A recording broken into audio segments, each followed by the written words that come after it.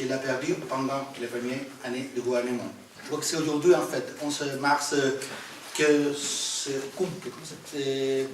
on fête la première année du gouvernement, du 12e gouvernement de Mme Bachelet.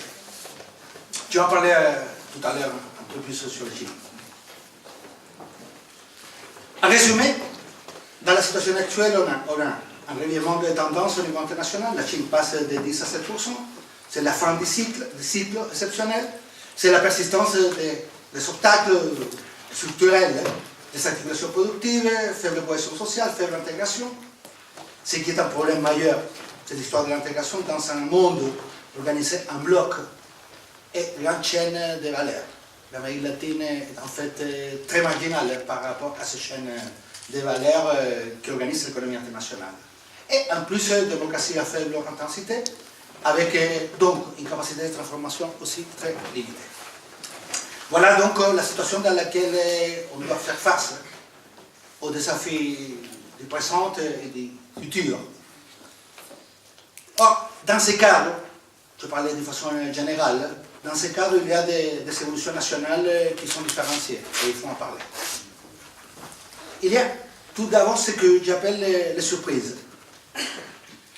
Les surprises, les pays surprises sont les pays dans lesquels il y a une convergence entre une certaine radicalité politique et une rigueur économique, une macroéconomie assez solide. Ces surprises sont la Bolivie, pays que, il faut le dire aussi, qui a entamé, si on peut parler de révolution en Amérique latine dans les temps récents, c'est la Bolivie. C'est un pays dans lequel il y a un leadership très bien établi. Personne ne met en question le leadership du président Morales. Il vient d'être réélu à une très large majorité. Il y a parmi les surprises aussi l'Équateur. Je vois que le président Correa, il faut le reconnaître, il a assuré une stabilité que l'Équateur, ça faisait longtemps qu'il ne connaissait pas. Il a la croissance. Il y a un énorme effort d'investissement public qui a pu être financé par les mesures, par les réformes qui ont permis au pays d'avoir une partie beaucoup plus importante de la rente pétrolière. Et avec ces surprises, je crois qu'il y a un pays qui, on pourrait appeler, ce n'est pas une surprise, c'est une valeur sûre, c'est l'Uruguay. C'est un pays avec la plus grande qualité de vie de l'Amérique latine. C'est un pays qui n'est pas prétentieux, mais qui est très sérieux, qui a des gouvernements de gauche. Il y a eu le président Tabaré Vázquez, puis Mujica, qui vient d'assurer la continuité. Et c'est à nouveau Tabaré Vázquez qui entame une nouvelle période présidentielle. Mujica sort de la présidence de la République comme une espèce de rockstar. Il a été désigné comme la personnalité de l'année par la revue Time, je crois que c'était l'année 2013. Un pays qui fait des choses qui sont tout à fait surprenantes pour un pays d'Amérique latine. Mariage pour tous, avortement et plus récemment légalisation de la marijuana. Pas mal. Il y a les surprises, il y a cette valeur sûre. Je vois qu'il y a aussi des pays que l'on pourrait appeler des projets d'étoiles montantes. Je crois que le cas le plus classique, c'est la Colombie. C'est devenu le 12e pays de l'Amérique latine par la population. Il vient de dépasser l'Argentine. Je crois que si la Colombie, là, elle réussit, et je crois qu'elle va réussir, les accords de paix avec les FARC, en mettant fin à 50 ans de guerre interne, je crois que la Colombie va devenir une étoile montante dans l'univers latino-américain. Et peut-être, il va y avoir une autre étoile montante. Si jamais les négociations entre les Cuba et les États-Unis réussissent, les Cuba, avec un capital humain très important, pourraient aussi devenir, je l'espère, une autre étoile montante. Or, ces pays, les pays surprises, l'Uruguay et la Colombie, ils ne suffisent pas pour continuer la tendance dominante en Amérique latine. Parmi ces pays, il y a ce qu'on pourrait appeler les grands mystères. Il y a tout au moins deux. Il y a l'Argentine, dont l'évolution politique, c'est quelque chose de délicat, de compliqué. Carlos, il pourra en dire davantage que moi. Mais de toute façon, je crois que même s'il y a un mystère sur l'évolution politique future de l'Argentine, je crois qu'il y a une chose qui est sûre. La succession, ça va se faire à l'intérieur du péronisme. Et le plus probable, c'est que ce soit Scioli, si jamais il arrive à avoir l'appui de Cristina, de Kirchnerisme. Ce sera lui le prochain président de la République en Argentine. Il aura du boulot. On le note. Et puis il y a le Venezuela. Là, je n'ai pas de pronostic sur le futur président. C'est une situation, à mon avis, extrêmement, je crois que je dis pas grand-chose de nouvelle, c'est une situation extrêmement délicate. C'est-à-dire, ils ont une économie au bout de souffle,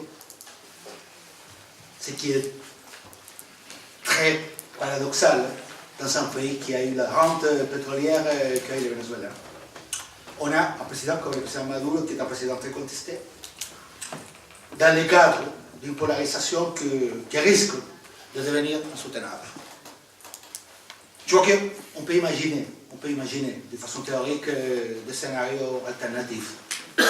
Mais je crois qu'il y a une donnée dure, que c'est l'incorporation des secteurs historiquement marginalisés de la consommation, de la protection sociale au système social et économique. Je crois que ça c'est une donnée, c'est quelque chose qui vient de la présidence de Chavez, et je crois que c'est quelque chose avec laquelle qu'il faut considérer comme une donnée dure de la situation vénézuélienne.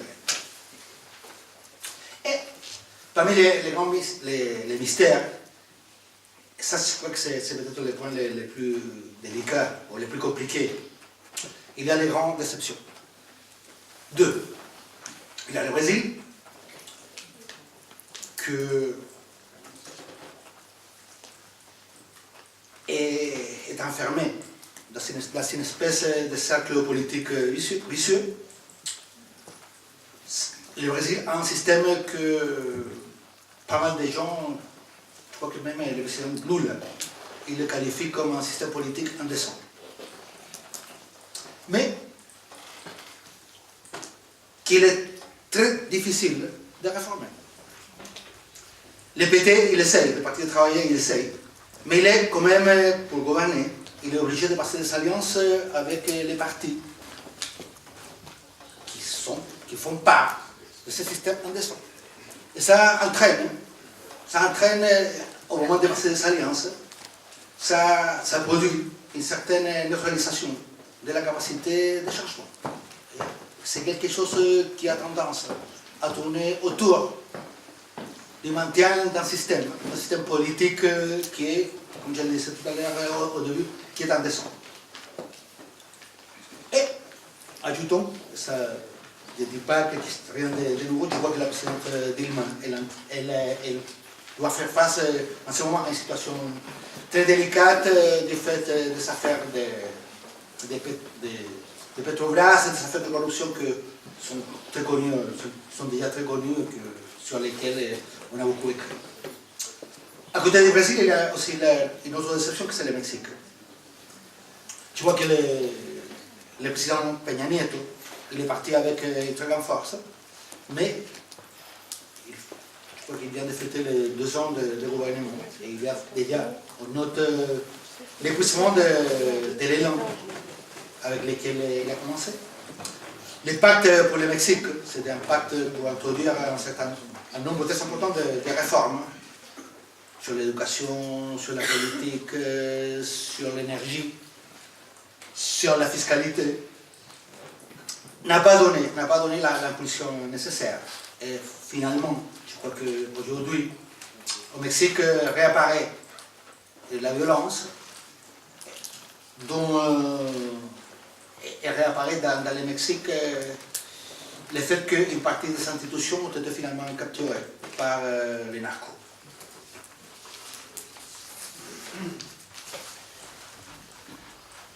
Le fait que le Mexique et le Brésil soient dans cette situation est quelque chose de tout à fait fondamental pour l'Amérique latine.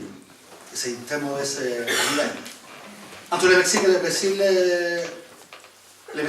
représentent plus de 50% de la population totale de l'Amérique latine. Ces deux pays sont les puissances naturelles. Si on veut intégrer l'Amérique du Nord et l'Amérique centrale, la capitale c'est le Mexique. Si on veut intégrer l'Amérique du Sud, la capitale c'est le Brésil. Or, il est très difficile d'imaginer par exemple un processus d'approfondissement de l'intégration, visant à surmonter la faiblesse dont je parlais tout à l'heure, si les pays qui doivent être en tête de ce processus sont entièrement concentrés dans les affaires internes. Le Brésil n'a pas aujourd'hui les conditions pour réfléchir à son rayonnement international, à son rôle au niveau de l'intégration de l'Amérique du Sud, de l'Amérique latine, et je vois que le Mexique non plus. Et ça, c'est vraiment une très mauvaise nouvelle. Et je laisse un dernier, les pays que je connais le plus, je ne vais pas trop parler sur le cas du Chili. C'est 11 mars, c'est en fait la première année du deuxième gouvernement de Mme Bachelet. Je crois qu'avec son élection, le Chili est apparu comme une espèce de renouvellement d'une promesse progressiste. Je dis renouvellement parce que on a eu un gouvernement conservateur, un gouvernement de droite qui a gouverné le pays entre l'année 2010 et l'année 2014. Je vois que Mme Bachelet représente clairement la tentative, à mon avis, la plus sérieuse d'ouverture d'un nouveau cycle de la politique chilienne. Un nouveau cycle laissant derrière lui une très longue et parfois très ennuyeuse transition. 25 ans de transition. Il y a des jeunes, les jeunes,